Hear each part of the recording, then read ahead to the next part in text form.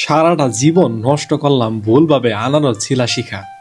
আমার জন্ম হইল টাঙ্গাইল জেলার মধুপুর থানায়, আর এই মধুপুর হইল সারা বাংলাদেশে আনারসের রাজধানী নামে পরিচিত।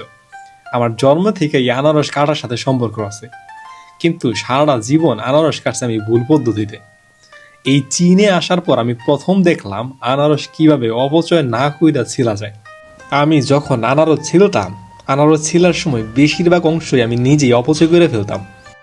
আর এইটা শুধুমাত্র যে আমি করি তা না, বাংলাদেশের বেশিরভাগ মানুষগুলাই এইভাবে অপচয় করে। আজকে দেখেন চাইনিজটা ঠিক কিভাবে আনারস ছিলে। প্রথমে এই হালকা করে ছিলে নেয়, তারপর এই যে চোখগুলা দেখা যায়, এই চোখগুলাই তার একটা বিশেষ পদ্ধতিতে তোলে। এই দেখেন, একটা চিমটি নিছে, এইটা দিয়া একটার পর একটা তারা তুলতে থাকে।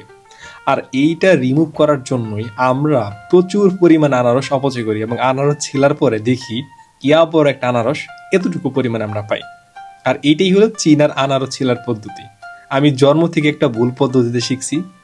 এইভাবে আনারস ছোলার পর একটা আনারস এসে 4টা খণ্ড করে, আর এক একটা খণ্ড সে 10 ইউয়ান করে বিক্রি করে।